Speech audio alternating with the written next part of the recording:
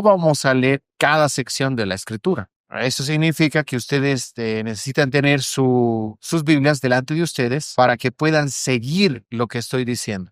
Así que démosle un vistazo al capítulo 1. Y voy a pasar mayor tiempo en el capítulo 1 y 2 y 3 que en el resto del libro. Ahora, eso puede sonar algo extraño, pero creo que se van a dar cuenta del por qué creo que es importante. En los capítulos 1, 2 y 3, Pablo despliega toda su teología, toda la teología que él necesita para responder a los asuntos que están viviendo los corintios. Que la carta del apóstol Pablo a los corintios empieza como la mayoría de las cartas, que incluye un saludo de aquel que está escribiendo y a quien escribe, usualmente un saludo y una acción de gracias. Aquí también Pablo menciona a Sóstenes. Probablemente este fue el Sóstenes que sufrió persecución en Hechos capítulo 18 y luego es referido como el gobernador o el encargado de la sinagoga. Acuérdense que primero Pablo se dirigía a los judíos en cada ciudad primero y luego a los gentiles. Y él está haciendo eso porque está imitando la forma en la que Jesús mismo vino al mundo. Así que Jesús vino para los judíos primero y luego para los gentiles. Y eso también se refleja en el ministerio de Pablo. Pero una de las cosas fascinantes sobre eso es que sabemos por las escrituras que algunos de los líderes de las sinagogas se convirtieron.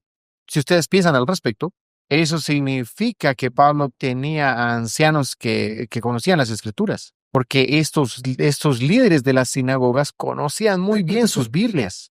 Así que cuando ellos entendieron que Cristo había venido, ellos prontamente entendieron lo que Pablo estaba enseñando. Ellos podían llegar a ser líderes dentro de la iglesia.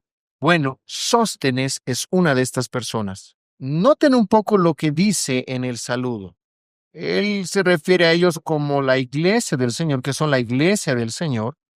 Se refiere a ellos como santos, llamados a ser santos. Así que, en otras palabras, en tres maneras diferentes está enfatizando quiénes son ellos. Y están llamados a ser santos. Y luego él da gracias. Pero a diferencia de otras de las aperturas de las cartas que él escribió, cuando el dar la introducción es simplemente ser amable, Pablo da estas acciones de gracia no para alabar a los corintios, puso para atraer la atención para sí mismo, sino para darle las gracias a Dios. Aquí vemos un enfoque intencional a dar gracias a Dios el Padre, también al Señor Jesucristo.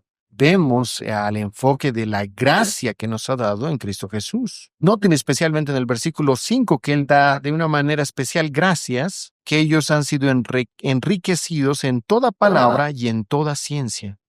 ¿Qué significa eso? Bueno, a la luz de ver la referencia que vemos en la primera parte del versículo 7, dice que no carecen, no les falta ningún don. Muy probable que Pablo se esté refiriendo a los dones de palabra y de ciencia, que esos serán dones que nuevamente mencionará de una manera positiva en el capítulo 12, verso 8. Ahora, más adelante el apóstol Pablo les recordará que no todos los miembros tienen todos los dones. Podemos asumir al ver esto aquí que estos dos dones eran bastante prominentes dentro de la iglesia.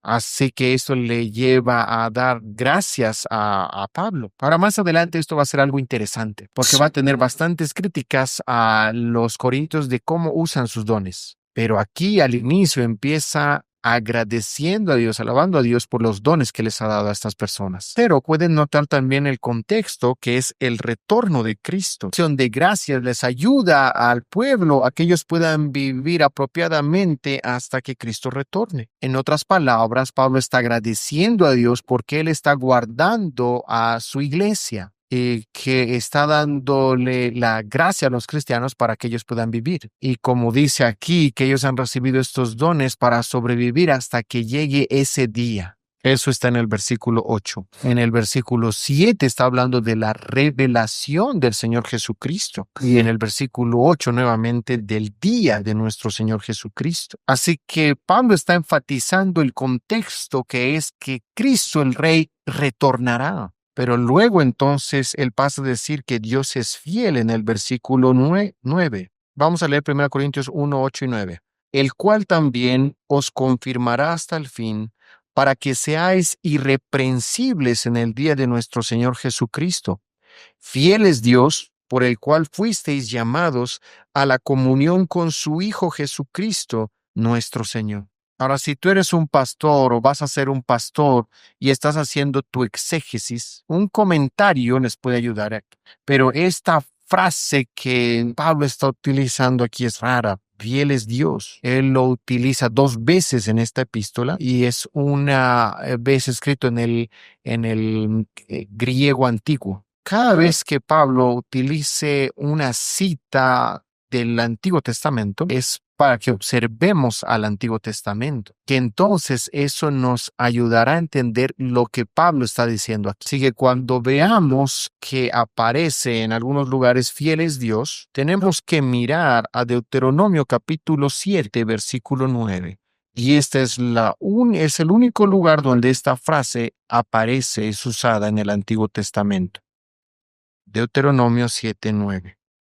Conoce pues que Jehová tu Dios es Dios, Dios fiel, que guarda el pacto y la misericordia a los que le aman y guardan sus mandamientos hasta 1000 generaciones. Así que esa es una frase que les recuerda a los corintios que Dios es un Dios de promesas, un Dios que obra con su pueblo en una relación pactual. Y él volverá a hablar de esto cuando llegue al capítulo 8, cuando se refiere a la idolatría. Y ahí dirá que los miembros del pacto, que están en pacto con el Señor, no pueden involucrarse en comidas pactuales con ídolos. Y es en ese contexto que nuevamente en el capítulo 10, versículo 13, utilizará esta frase que Dios es fiel. Así que cuando ustedes vean Dios es fiel en el capítulo 1, versículo 9, es fácil simplemente leerlo y decir, bueno, entiendo lo que se refiere. Pero si ustedes han estado haciendo su exégesis cuidadosamente, espero que hayan leído esta carta al menos 4 o 5 veces. Y entonces pueden ver cómo es que estas cosas están relacionadas. Y a veces, cuando lees algo que aparece después y ves cómo funciona, te ayudará a entender lo que apareció antes. Pero si tú predicas semana tras semana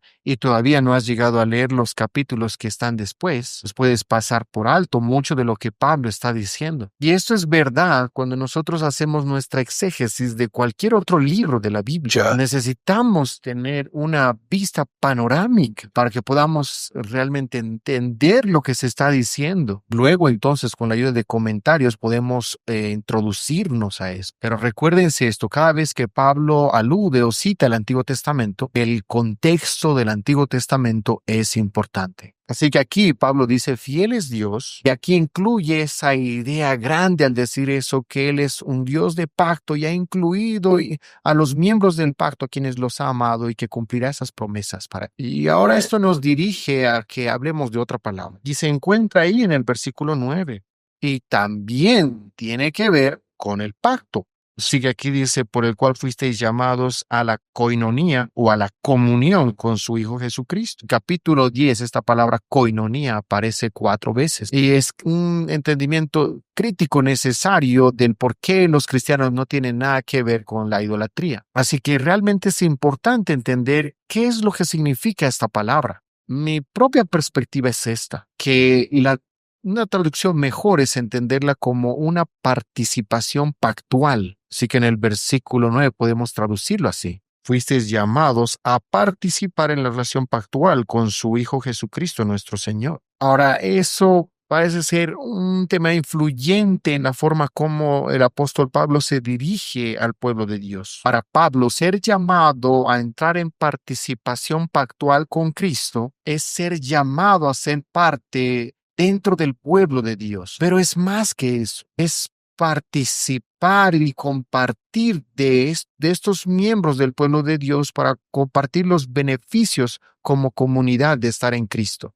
Así que la participación es ambos, si podemos decir vertical, que participamos con Cristo, también es horizontal, que participamos el uno con el otro como cristianos y nos unimos con otros dentro de la iglesia que también están atados al pacto del Señor. Como dice el versículo 2, todos aquellos que están en el nombre que invocan en el nombre de nuestro Señor Jesucristo. Ahora, esto significa que nosotros necesitamos entender un poco sobre la teología del pacto. No voy a hablar en este momento sobre un curso completo de teología del pacto. Lo que quiero referirme es lo que está por debajo de las presuposiciones que tiene el apóstol Pablo. Cada una de las descripciones que Pablo ha escogido cuidadosamente para la iglesia tienen sus paralelos en el Antiguo Testamento. Así que en el Antiguo Testamento el pueblo de Dios es llamado santo, son llamados también santificados, llamados también hijos de Dios, son llamados Israel. Y ahora en el entendimiento de Pablo,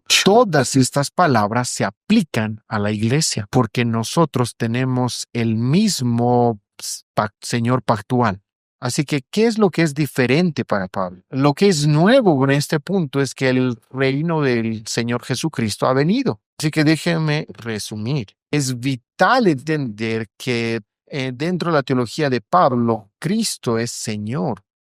Y lo que significa para él es que Cristo es el Señor del pacto, el Rey del pacto. Así que cuando Pablo dice que fiel es Dios quien les ha llamado, su referencia es el hecho de que Dios creó una comunidad con Israel, una comunión con ellos. Y hace una referencia a la relación de Israel con Yahvé. Y para Pablo, esta relación entre Dios y su pueblo resultaba en un regocijo del Evangelio.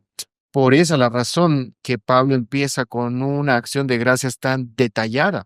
O sea, derramado su gracia en esta iglesia. Sin embargo, veremos en el versículo 10 que hay nubes que se están formando en el horizonte, porque algunas de las personas estaban siendo menos que fieles. Y para ellos, la preocupación y advertencia de Pablo es que el juicio está viniendo. Sí. Así que nos movemos a esta segunda sección de la carta que se encuentra en versículos 10 al 17. Y podemos ver cómo Pablo rechaza esta falta de unidad y empieza con una apelación a la unidad. Vamos a leer el versículo 10. Os ruego pues, hermanos, por el nombre de nuestro Señor Jesucristo, que habléis todos una misma cosa y que no haya entre vosotros divisiones, sino que estéis perfectamente unidos en una misma mente y en un mismo parecer. Y luego en los versículos 11 y 12 habla de los reportes de desunión que él ha recibido. Y hemos mencionado ya a estos grupos. Ahora, ¿qué es lo que estos grupos hayan sido o no? No lo sabemos. Hay bastante especulación. Algunos dicen, por ejemplo, ellos seguían a Pablo porque Pablo fue el fundador de la iglesia. O decían, seguían a Apolos porque él era un buen orador.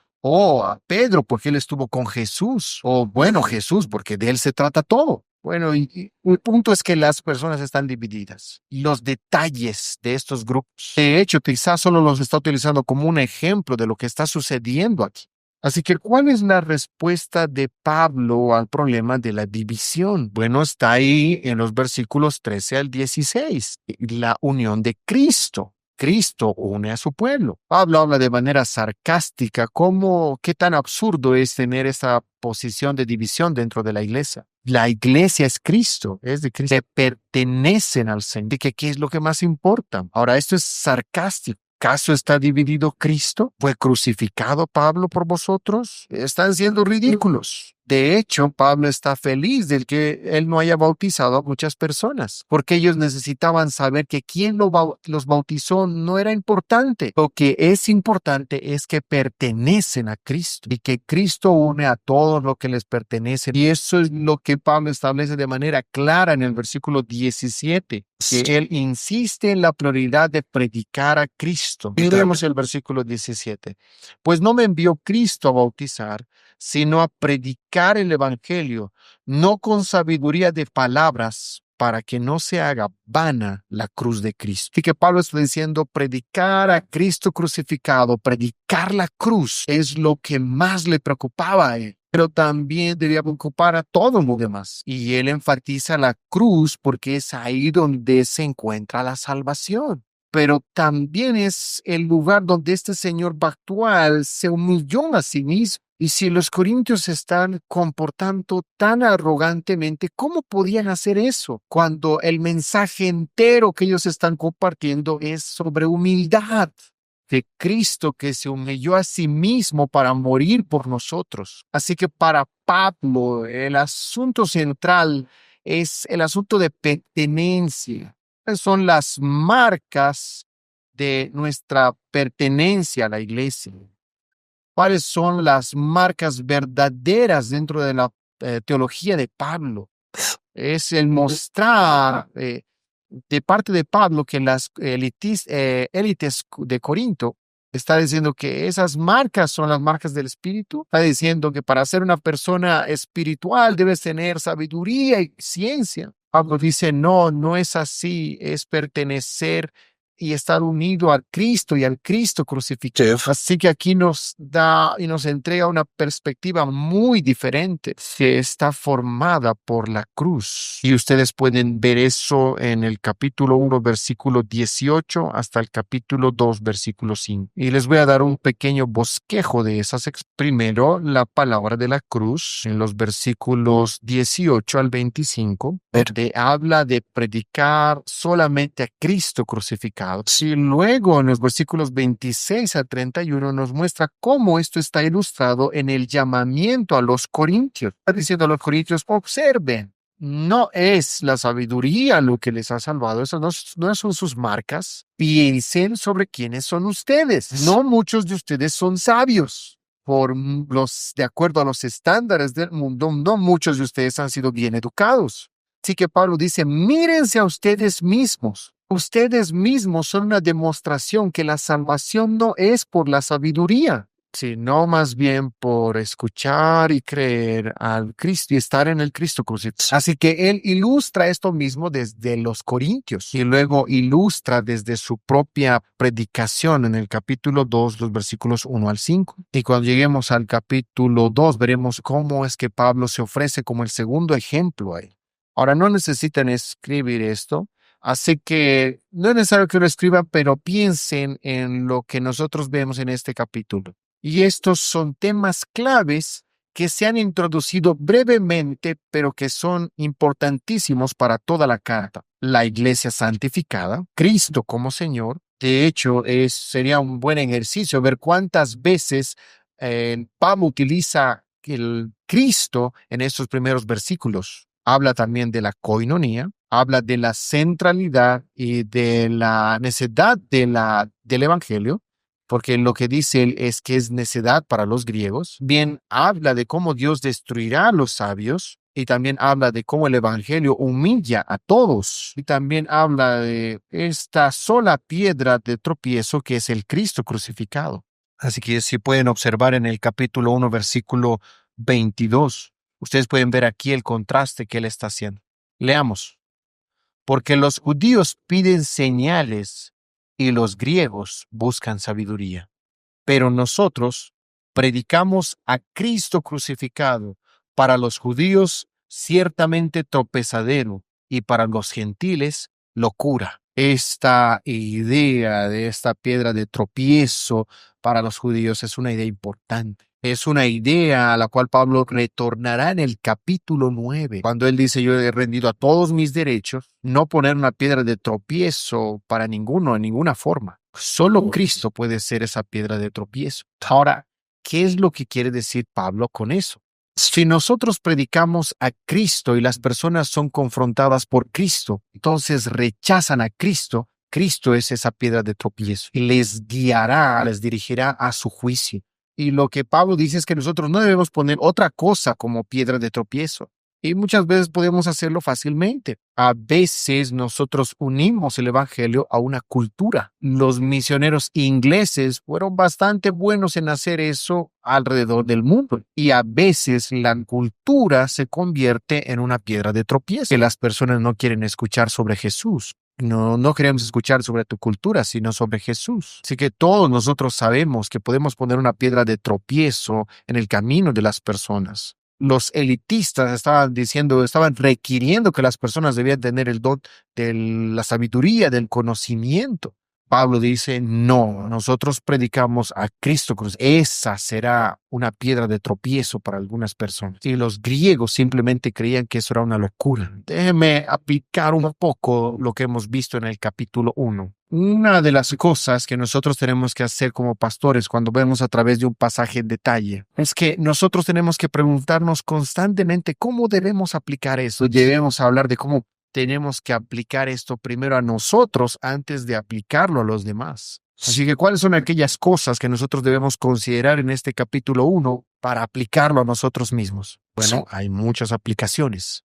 Hay varios asuntos teológicos que son importantes aquí para el mundo en la actualidad. Todo el énfasis del materialismo que nos rodea, nosotros tenemos que preguntarnos cómo es que estamos predicando el evangelio del Cristo crucificado en medio de nuestro contexto. Pero creo que hay otra aplicación especialmente importante para la actualidad. Estamos hablando de la koinonía. Con frecuencia traducimos eso como comunión o como compañerismo. En una de las iglesias donde yo serví, había un grupo llamado koinonía, donde ellos se reunían cada semana. Tenían algo para comer y para tener compañerismo y poder conversar juntos. Pero Pablo se refiere a algo más profundo cuando se refiere a koinonía. Para nosotros, especialmente en nuestra era individualista, hemos fallado muchas veces a poner atención en la identidad corporal a la cual Pablo se está refiriendo. ¿Han notado cuántas veces muchas iglesias en la actualidad están llamados por un pastor principal? ¿Han escuchado o conocen de John Piper? Así que, por ejemplo, hablamos de la iglesia de John Piper, o quizá, no sé, hablamos de la iglesia del pastor Gerson. Pero lo que quiero anotar es que es fácil hacer y los pastores lo hacemos. Muchas veces, incorrectamente, yo he dicho, en mi iglesia hacemos así. Es individualismo. Y para muchas iglesias entendemos que iglesia es lo que hacemos el domingo en la mañana. Pero descubrir lo que es ser la iglesia de Dios es uno de los objetivos que Pablo tiene en esta epístola. Corporativamente estamos llamados a ser los santificados. Juntos estamos llamados a entrar en la participación pactual. Creo que entender lo que significa ser la iglesia es una de las cosas más difíciles para los cristianos en la actualidad. La descripción que Pablo dará más adelante de lo que es la iglesia explotará en nuestras cabezas. Él dirá, la iglesia es donde Jesús vive. La iglesia está donde Jesús vive. Y él dirá que la iglesia edifica a los creyentes en la fe. Cada uno de nosotros tiene que edificarse el uno al otro. Eso es parte de lo que significa ser iglesia. Es más que solamente adorar juntos, más que solamente orar juntos, más que solamente cantar juntos. Es todo eso, pero mucho más. Y también nosotros podemos aplicar esa frase maravillosa: fiel es Dios. Es muy fácil para la iglesia en la actualidad desesperarnos en este mundo y olvidar que Él es fiel, que Él nunca dejará ir a su pueblo, no, que Cristo murió para formar. No necesitamos caer en pánico. Es la iglesia de Dios. Él la ha llamado, Él la ha santificado. Nosotros somos santos, así que somos santos. Ese es nuestro estado delante de Dios. Probablemente es un buen punto para finalizar. Vamos a empezar el capítulo 2 después de nuestro próximo receso.